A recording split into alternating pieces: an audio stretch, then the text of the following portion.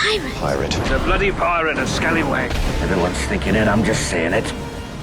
Pirates.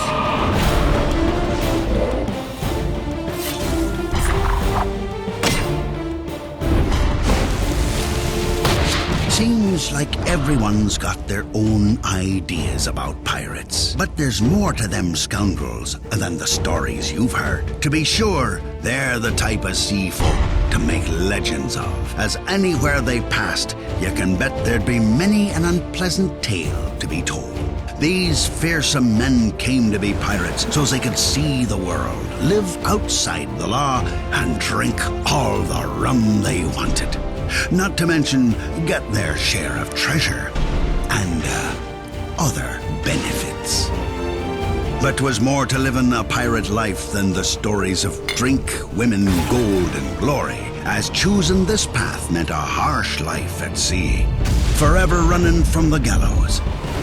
'Tis but a warning to all those who wish to know these tales.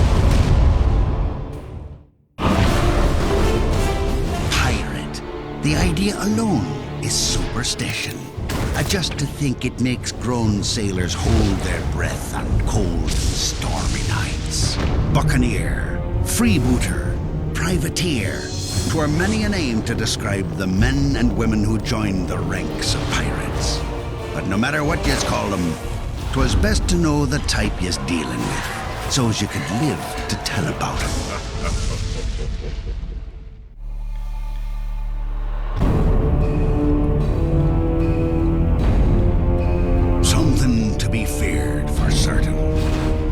When the Jolly Roger flag was hoisted, all seafaring ships were aware of the dire consequences at hand.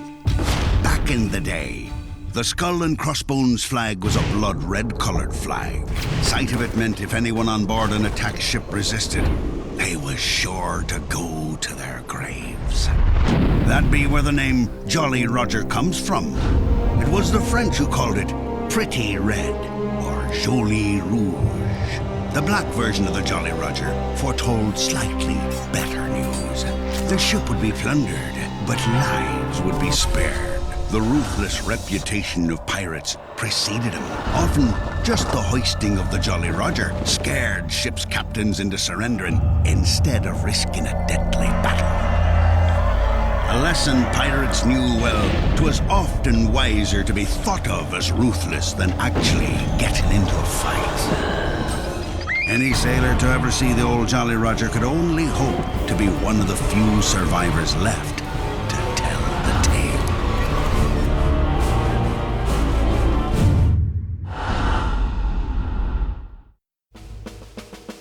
You are without doubt the worst pirate I've ever heard of.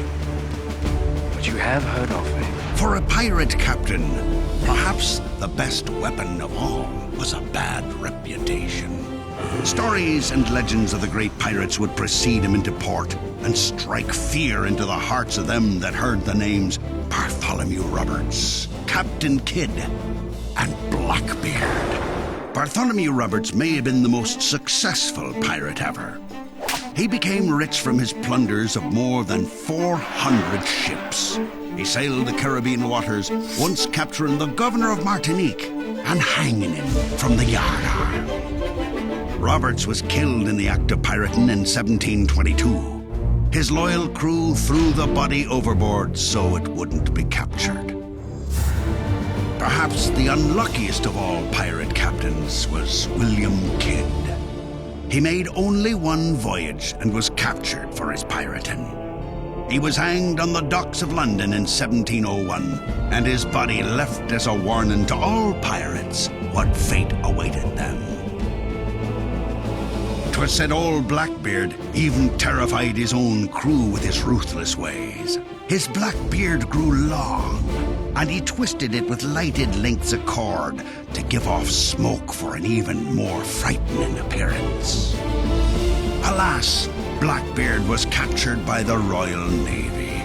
Took 20 sword cuts and 5 bullets to send him to hell.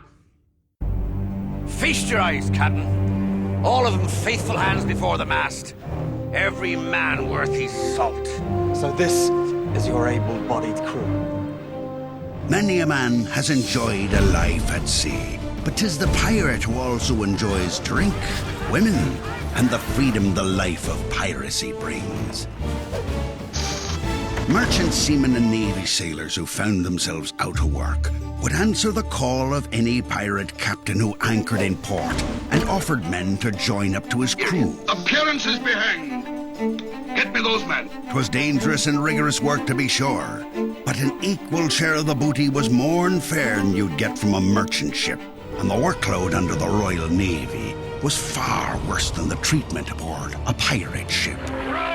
The good life could be led by a man with no education, no money, and no home on land. New pirate recruits would find a brotherhood and level of freedom they had never experienced. For men willing to put their morals aside for some pillage and plunder, becoming a pirate meant traveling the seven seas to the exotic corners of the world and perhaps digging up a little gold while they're at it.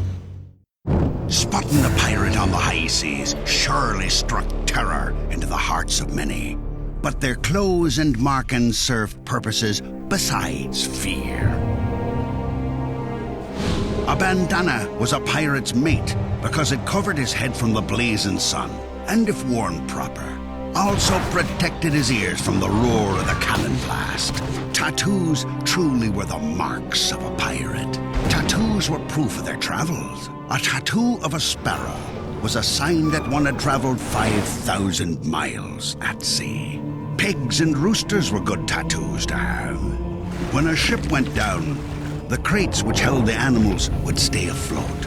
Superstitious pirates thought that the marks of these animals would afford them the same fate. 'Twas said that a gold earring in the left ear would prevent seasickness and improve eyesight. Kill him. Hang him. And a smart pirate would always wear one gold earring to be used as payment for a proper land burial should he meet an early demise.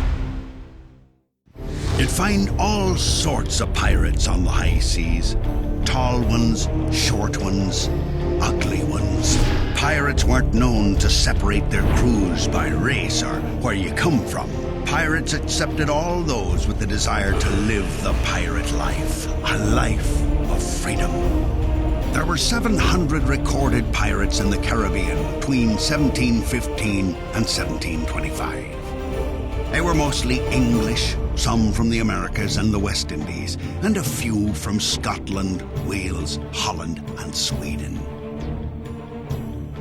In the year 1721, Old Black Bart's crew was made up of 187 white men and 75 African men.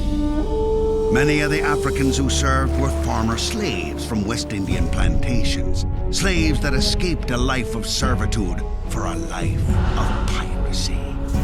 Spanish slaves turned pirates were called Cimarrons. The Cimarron accounted for a quarter of the pirates that sailed the waters. You could always count on the Cimarrons during battle, as they would fight like the devil to keep the one thing that was most important, their freedom.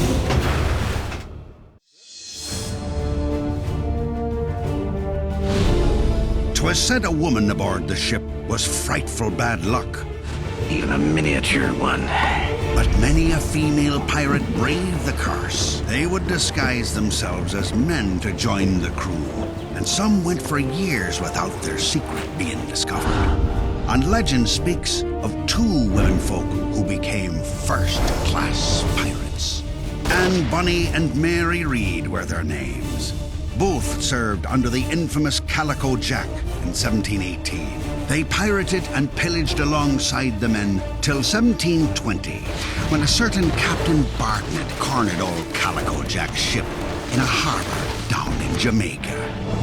The only ones left on deck fighting were Anne Bonny and Mary Read, being that they were the only two not fallen down drunk with rum.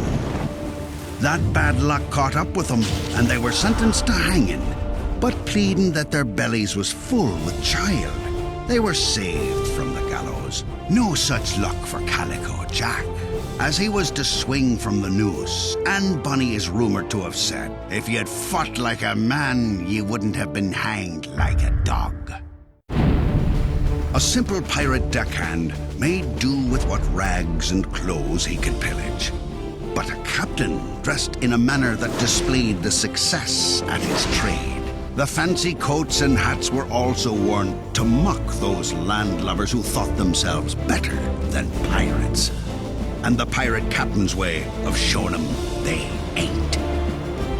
The lower class weren't supposed to wear jewelry, silks or velvet.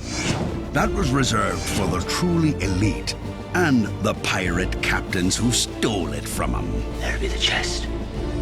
Inside be the gold. We took 'em all. 'Twas certainly a badge of honor to walk into town dressed in riches from your travels on the high seas, and to brag about the manner you went about getting it. A truly regal outfit would be topped by the colorful plumage of an exotic bird. But don't be thinking it was past these cutthroats to hide a dagger or a pistol in all those layers of fancy duds. Rings and fancy jewels from conquests were worn by a pirate captain like badges of honor, inviting all who looked on him to know he was a man of importance, despite living outside the law. There's more what you'd call guidelines than actual rules. Let go the anchor! On a pirate ship, every man knows his place. The captain leads the ship in battle and knows where to get the booty round the many seas. But pirates ain't too keen on authority figures. So the duties was split between the captain and the first mate, also called the quartermaster. This second in command was responsible for rousing the men to work, dividing up the booty, and for doling out punishment. 'Twere not uncommon for Royal Navy men to abandon the military life and join up with the ranks of pirates. But every man aboard were important to the journey, right down to the lowliest deckhand. 'Twas these men, if they be shown themselves able, would be next promoted to quartermaster, hoping someday to captain their own ship on the high seas. A pirate's life weren't all warm Caribbean waters and pieces of eight. No. Life at sea was hard, and for pirates left them with a variety of ailments. The loss of an eye were quite common due to infection, although a wooden replacement weren't typical. An eye patch was far easier. Although pirates did lose body parts in battle, they mostly lost them due to infections and unhealthy living on the ship. On the upside, pirate code stated if a man lost a body part on a voyage under a decent captain, he was entitled to some pieces of eight, depending on the loss. An eye would fetch 100 pieces of eight, and the loss of a right leg would get about 500. For the left, only about 400. That's what you call ironic.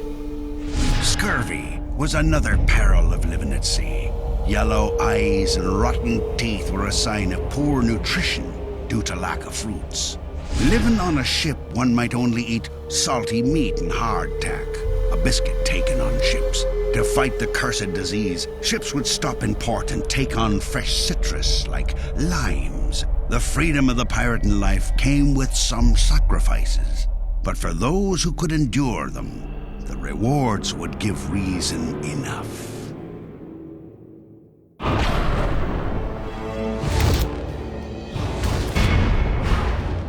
A sword would be the most common weapon to a pirate, but they were known to use almost anything, as long as it served their purpose. 'Twas no one going to just give up their precious belongings, so a pirate needed to be convincing them.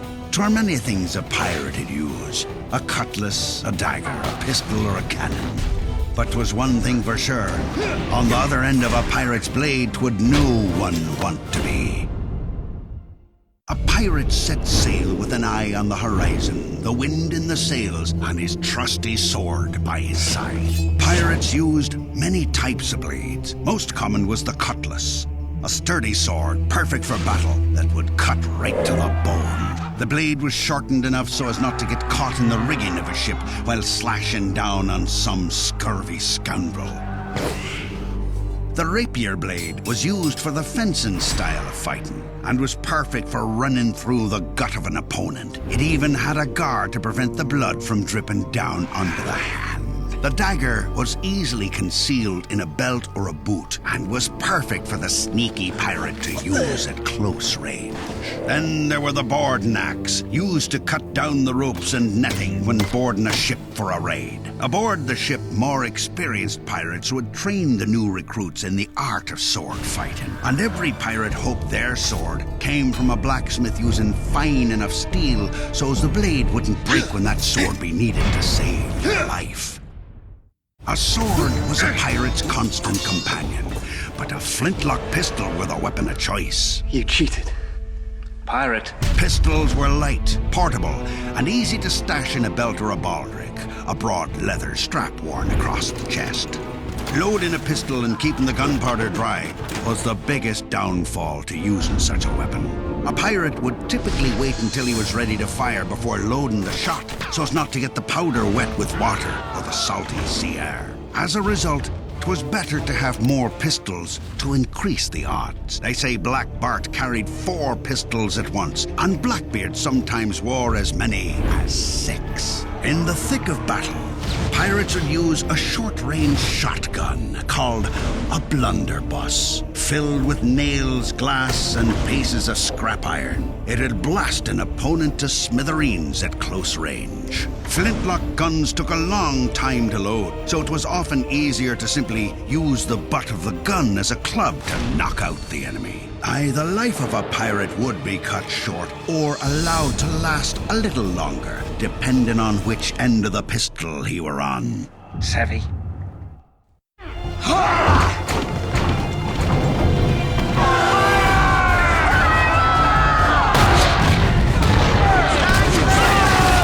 First sign of a pirate battle at sea, 'twere the deafening blast of the cannon. Also called guns by many a seaman, a cannon could send a cannonball as far as 1,000 yards, reaching the enemy before he knew he was even being attacked. What's that? Cannon fire! Stand by to put a shot across our bows, Mr. Mersey. Aye, sir. A cannonball across the bow of a ship was usually enough to get a merchant ship or the like to give up their booty without much of a fight. And though pirates often found themselves in a cannon battle, 'tis not as easy as one might think. A full crew was needed to make a worthwhile cannon fight. It took 5 able-bodied pirates to fire a single cannon shot.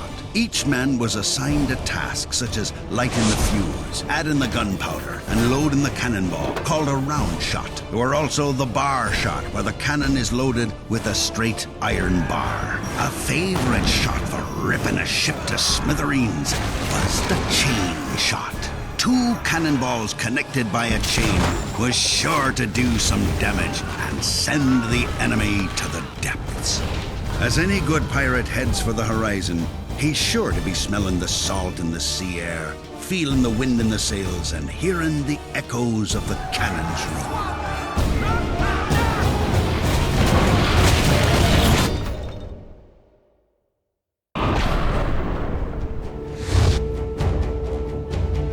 There were many a difference between a pirate and a Royal Navy man, to be sure. But the one thing they did share was that their home was at sea, aboard a sturdy sailing vessel. 'Tweren't many a man built for a life at sea, but for them that was tough enough, a boat and the ocean could take them to the far reaches of the world, beyond anything a mind could imagine.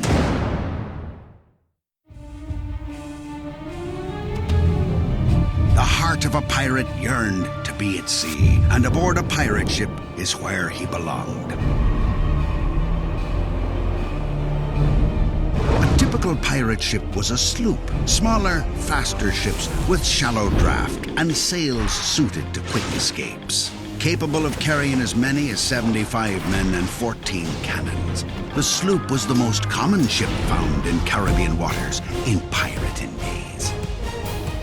A sloop was faster and more agile than the Royal Navy men-of-war, which allowed the pirates to be able to outrun the larger, more well-armed ships. A Spanish galleon could hold up to 200 sailors and could carry massive amounts of booty. That made them frightfully tempting to piratry. Merchant ships also fell under pirate attack, with only 20 or so men aboard, none of which would be trained to use the guns proper. Merchant ships would be easy prey during the 4-week journey from Britain to the New World. The pirate sloop would attack viciously, grab the booty, and perhaps recruit a few new pirates from the ranks of the merchantmen. Then 'twould escape into shallow waters where other ships could not navigate and where no thinking man would dare to tread.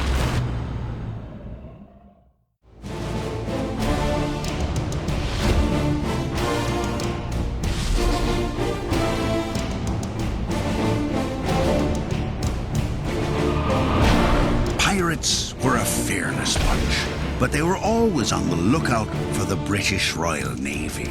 Clapping in irons, right? During the golden age of piracy, the British Navy was the most powerful bunch on the oceans. A fearsome fleet, numbering in the hundreds, with ships like the HMS Royal George and the HMS Somerset.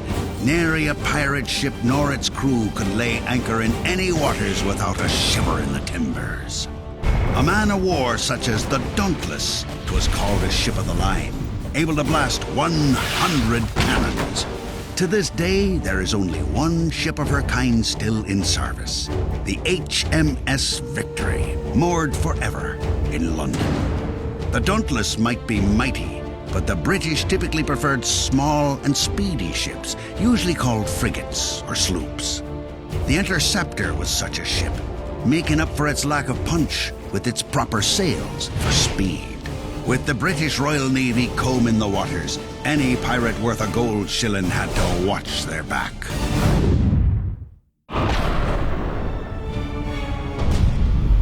The myths and traditions of the sea separated all sailors, pirate or not, from the landlubbers who preferred the safety of dry ground.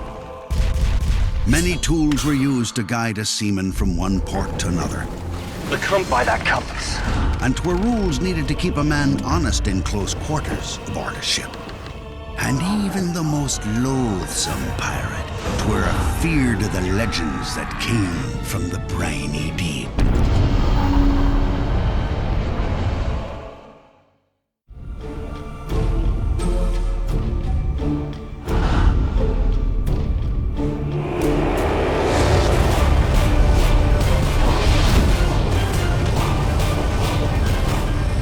Pirate Code. 'Tis nothing more important to keep pirates in line. Keep to the code. Aye, the code.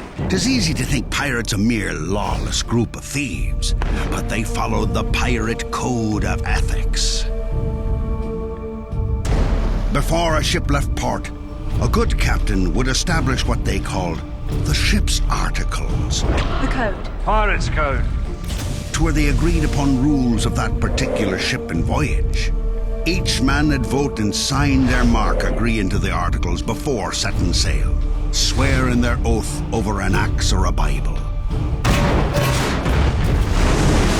Some ships shared similar rules. For instance, if there was an argument between the crew, it was never settled aboard the ship. Take any differences to land and fight it out on shore. Every pirate had to keep his weapons clean and ready. On Bartholomew Roberts' ship, 'twere no gambling aboard, and no women. Worst of all was to desert the ship in battle. Punishment for breaking the rules of the pirate code could mean being marooned on an island, having your nose split in half, your ears cut off your head, or if the captain has a true pirate heart, breaking the code meant certain death. Thought you were supposed to keep to the code.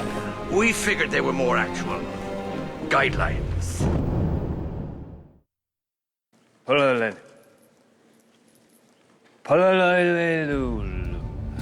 Parlay? That's the one. Parlay. Parley. 'Twere a time-honored pirate tradition that proves there was some honor among thieves. Parley comes from the French word parler, meaning to speak. 'Twas a kind of agreement to hold off on fighting for a time. down to the depths whatever madmen thought of parley. Pirates at sea on occasion crossed paths with other pirate crews and found themselves fighting over the same riches carried by the merchant ships that be in their waters. Rather than drawing swords, manning the guns and preparing for battle, they called out parley. Parlay? As a last resort. 'Twas an agreement to discuss their differences, captain to captain, and agree on terms of a truce rather than bloodshed and cannon fire. Not formally a part of the pirate code, 'twas up to the party given parley to decide whether to grant it or not. If there were one thing on the ship that superstitious pirates feared, 'twas the compass. They thought that because the magnetized lodestone pointed due north, the tool held magic-like properties. Before the compass, sailors used to use the sun and stars to figure where they was headed. But clouds and storms make short work of that plan, I can say. 'Tis well important to be charting a proper course when sailing the seven seas. With a good backstaff, telescope, map, and a compass, one can chart speed and direction to plot the course. And one must remember to keep a good account of it, so as always to return from whence they came.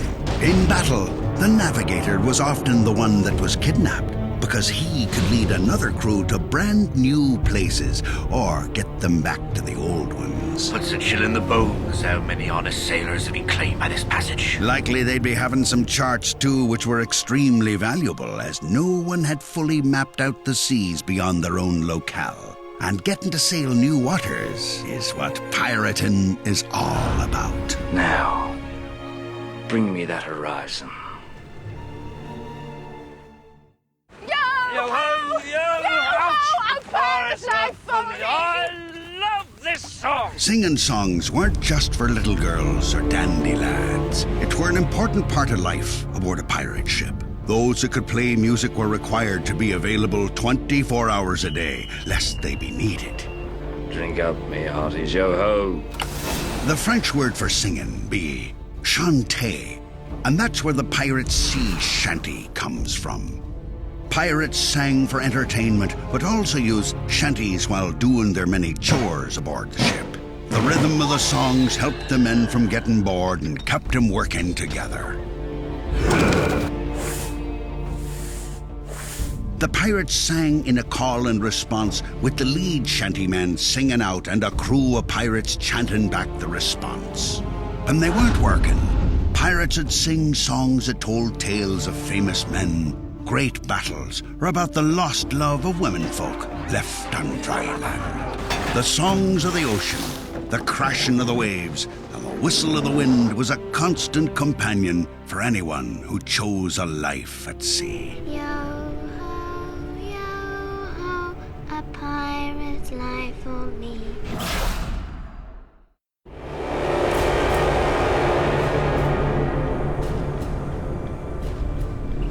Bad luck to be singing about pirates with us mired in this unnatural fog. Mark my words. Consider them marked. Here are some things that no sailor would do on any pirate ship, as the superstitions of the sea run deep. First, never start a voyage on a Friday. 'Twas the day of the week Christ was crucified on. Never start a voyage on the first Monday in April, as on this date in the Bible, Cain slew Abel. And disaster is sure to follow if a ship is boarded with the left foot first. Don't be caught whistling aboard the ship, as that's sure to bring stormy seas and high winds to be hindering a ship's safe passage. And don't be bringing any flowers on board, as someone will be making a funeral wreath before long. You'll be dining with the crew, and you'll be naked. A naked woman on board will calm the sea, which is why there be a half-naked figurehead on the front of most ships. And the most important rule of the sea, don't ever be caught speaking of Davy Jones and his legends, or one might just find themselves crewing on the Flying Dutchman all too soon.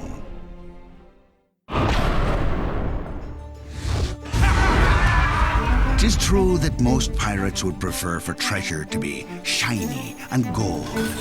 But for men living at sea were sometimes other things more valuable than pieces of 8.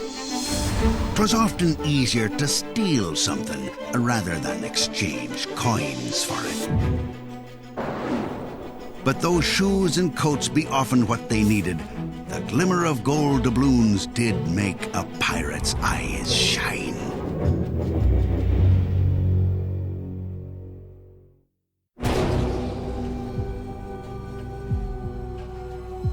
Burying treasure 'twas not common with pirates.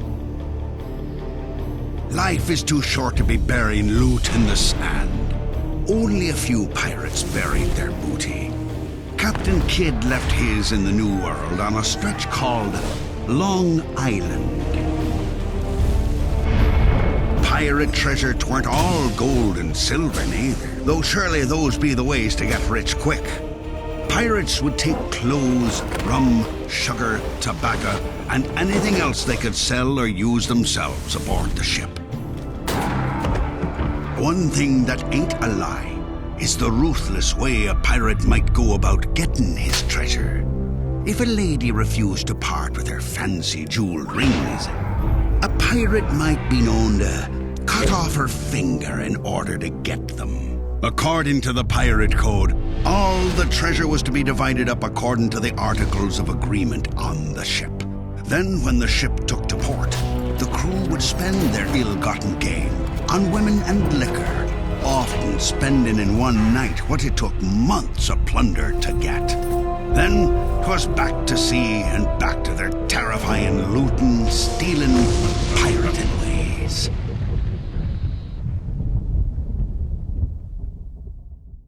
Hold up there, you!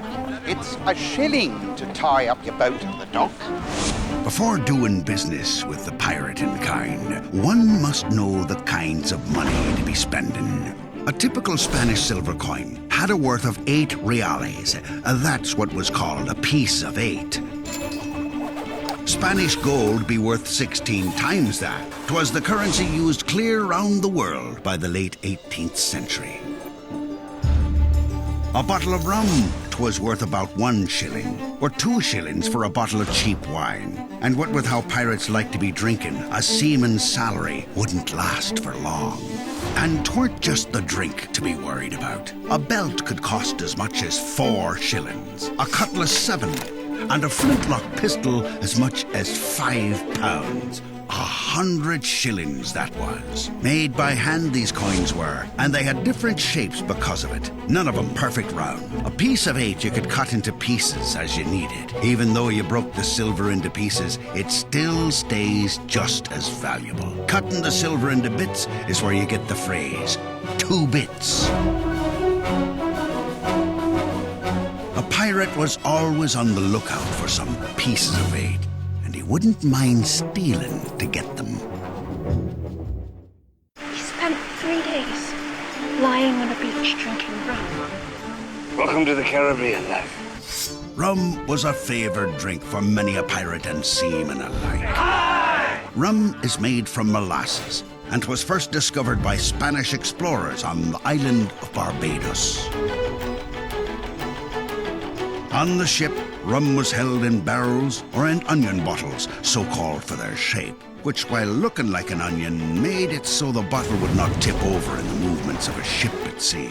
For a man who joined the likes of pirates, rum could become more important than the riches he might gain, a currency of the highest value. And where beer and wine would sour on long voyages, rum could keep much longer, so long as no man would drink the barrels dry. True tales there are of many a pirate ship being taken easily as the crew was too drunk to fight. A pirate's most favored time for rum was after a pillage or plunder.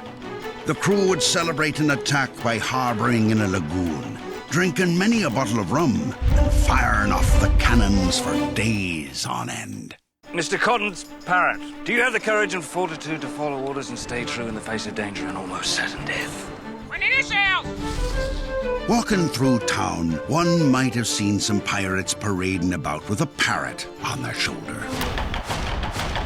But they likely weren't their pets. This is how they would advertise that the bird was for sale. Every man for himself! 'Twas the personality of the parrot that made the darn thing so popular in the marketplace.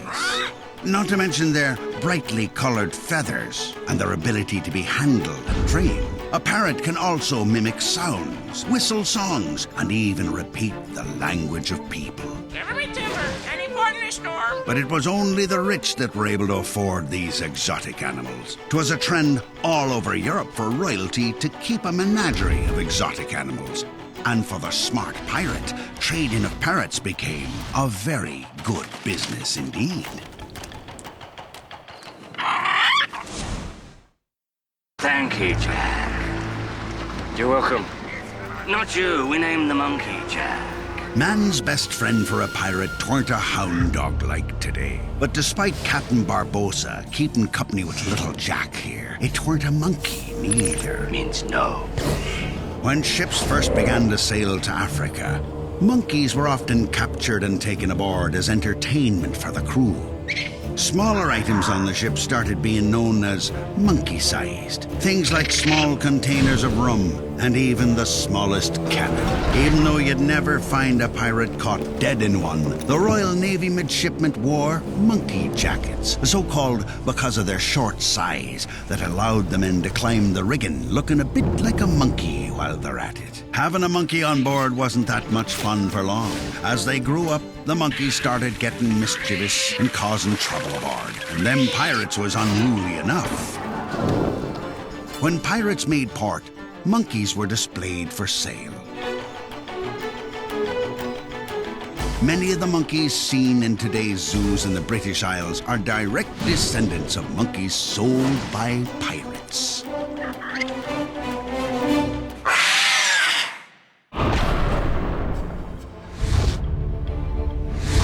Plundering and pillaging 'twas a great delight for many a buccaneer, so long as they didn't get caught, of course. If captured, one could be sure retribution was soon to follow.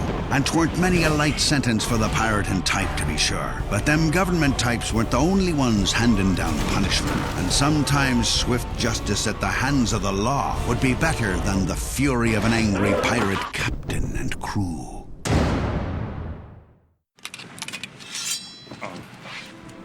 Off you go.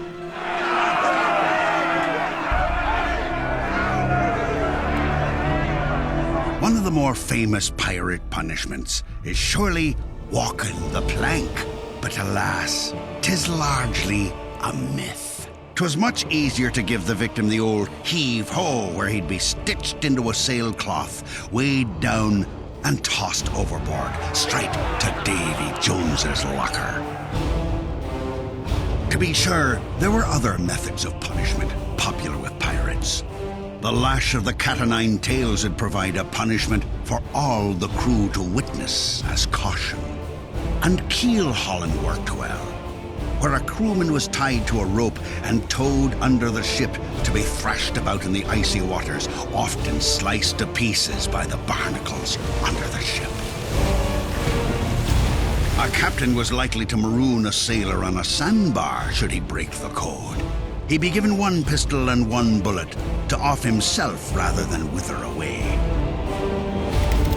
If a crime be not so bad, Lock him in the brig. the pirate would find himself in the ship's brig for a time. But walking the plank would prove to be more trouble than it's worth, as 'twas easier to use the cold steel of a cutlass to dole out swift justice the pirate way. Agreed. The brig be a fancy word for a jail cell, but whatever the name, 'tis no place a pirate wanted to be found. The first jail cells was small enough for only one man at a time, and 'tweren't till later, when so many scoundrels was being imprisoned, that they grew larger. The British started keeping pirates aboard floating jails made from old ships anchored in the harbor. These cells were notoriously leaky and wet, and like all jails, landlocked or not, vermin like mice, rats, and lice was everywhere. To make matters worse, all prisoners were thrown in the same cell, regardless of crime, race, or gender. so the spread of disease like typhoid, consumption, and TB were common. A pirate's best bet was to inform on his fellow pirates or hope a judge could be bribed with pieces of eight. Thankfully, prisoners didn't stay in jail for long, typically no more than a month or so while they waited for trial or the hangman's noose. But the prisoner was not always released to freedom. To make room for more prisoners, some were sold off into slavery to the likes of merchant companies like the British East India Trading Company. They would serve 7 to 11 years of servitude, at least for them few that lived that long. I intend to see to it that any man who sails under a pirate flag or wears a pirate brand gets what he deserves. A short drop and a sudden stop. Sometimes 'twas called the Devil's Jig or the Gallows Dance. Either way, 'twas the fate of many pirates to find punishment for their pirating ways at the hangman's noose. In the 10 years between 1716 and 1726, over 400 pirates were hanged. Officials and clergy would use the opportunity to lecture folks about the evils of piracy and used the unfortunate pirate as an example for their cause. Jack Sparrow, may God have mercy on your soul. Once the pirate was sentenced to a hanging, there was usually a matter of days before he met his doom. So folks would come from all around to bear witness, for a hanging was the biggest and most attended public event there was. And before the man was hanged, he was usually given the opportunity to say a few last words. Can't wait forever. Then, and to make sure other pirates knew what fate would befall their evil ways, the bodies was preserved in tar and hung in plain sight for days for all to see.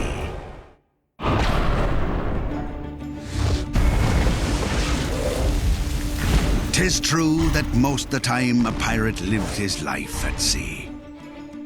But time on land was needed to calm his sea legs and fill his appetite for the entertainment lacking on a ship. One can imagine that 'twere many a place where pirates weren't welcome. But in the few places that would see their kind, one could almost catch a glimpse of the devil dancing beside them scoundrels.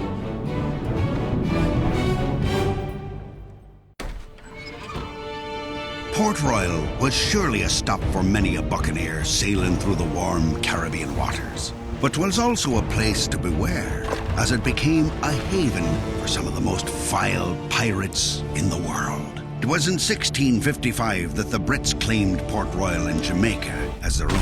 Them Brits then invited the local buccaneers to attack the Spanish ships that passed, on behalf of the King of England, of course. And attack they did all right, setting up the island for a full population of pirates.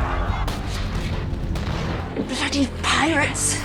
Port Royal was in the heart of the West Indies, and 'twas a good place to sell plunder with its massive marketplace. And the 30-foot waters just offshore made it a perfect place to drop anchor. Over 500 ships could fit in the harbor at once. It was all cutthroats, grog shops, brothels, and gaming houses. Some of the evilest and worstest sinners in the world came to Port Royal, giving it the nickname the Sodom of the New World. But it was one tragic event after another that doomed this hive of villainous pirates. In 1692, a massive earthquake shook the town to pieces. And they say a tidal wave, big as anyone had ever seen, crushed the town and left 2,000 dead in its wake. Many believe that it was divine punishment for the sinners who partook in the evils of Port Royal, and that's what led it to its watery grave.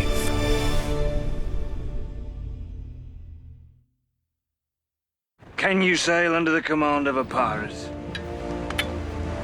Tortuga. Tortuga.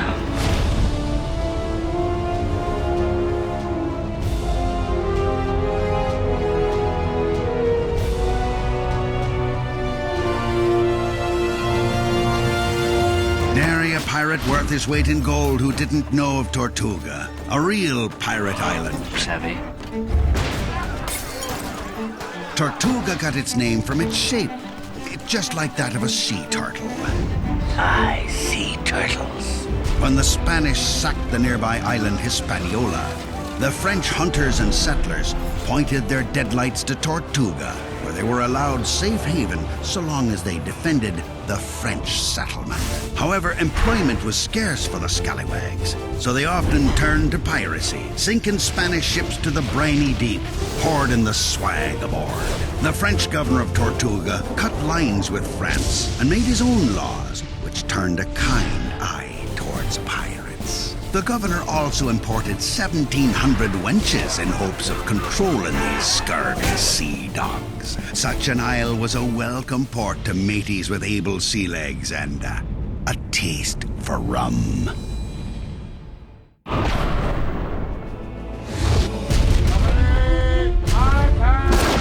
Royal Navy officer loyal to the crown was never idle, so long as was pirates around. Hold fire. It was a similar problem for many a law-abiding citizen. What's that? 'Tis almost like they should have been thanking the sea dogs for helping keeping them civvies honest. And besides, what good was there to being a pirate if there'd be none to be pirating, eh?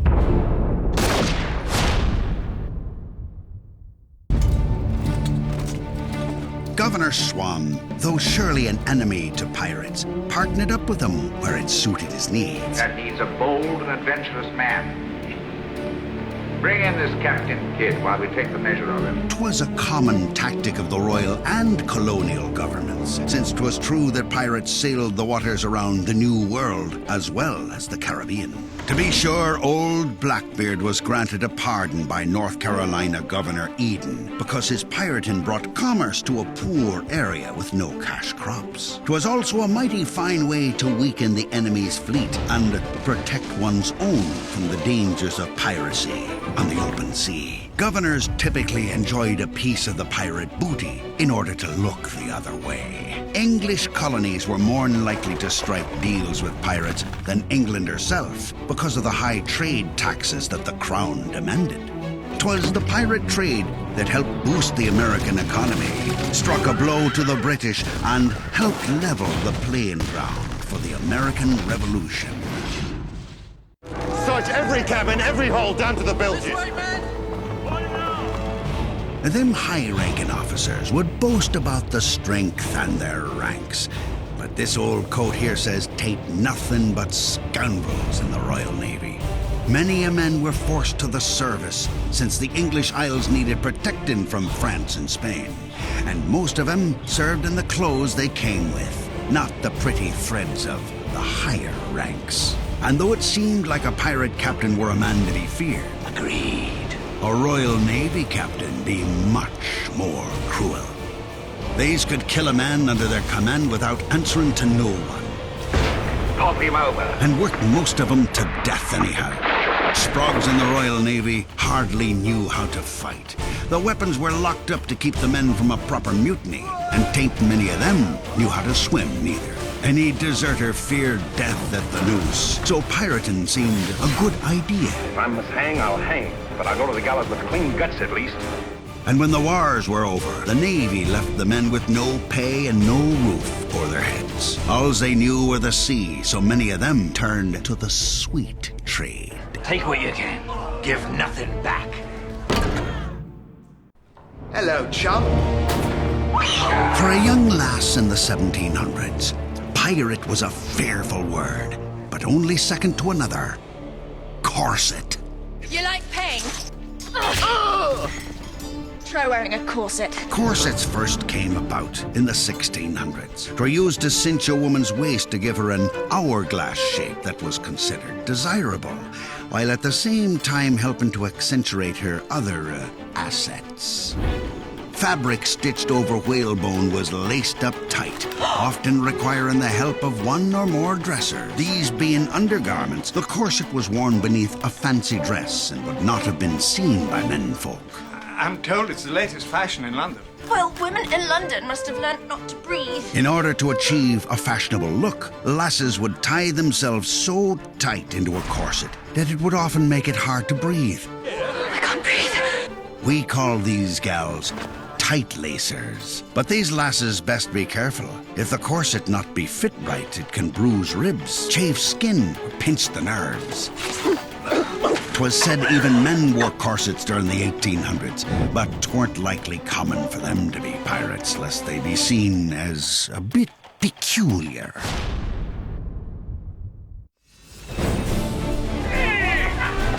A pirate needed be a man with a stout heart and the ocean water in his veins. They perched nothing on their heads fancier than a three-cornered hat. But for the landlubbers, a powdered wig be their style. A symbol of status and nobility in the 1700s. A fine wig could cost up to £15, a year's salary for common folk. The ancient Greeks wore wigs, and so did the Egyptians, but 'twas the French made wigs fashionable as early as the 1600s. Made from real human hair, the bigger and fancier the wig, the richer and more important the man wearing it. Aye, sir, you can no more judge of a man by his appearance than you can judge the extent of a nobleman's brains by the expensiveness of his wig. Wigs were worn by doctors, ministers, noblemen, and judges. Judges in England still wear them to this day. And to this day, any decent pirate worth his salt would sooner lose his head to the sword than wear a wig.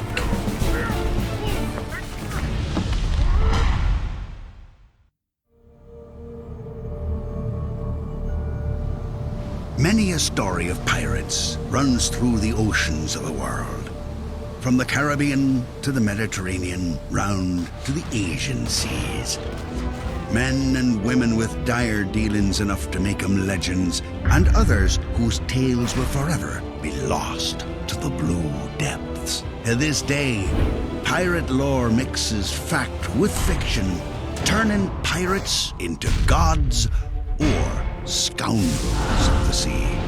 These tales will go on so long as there's water to fill the oceans and sailors left to cross 'em.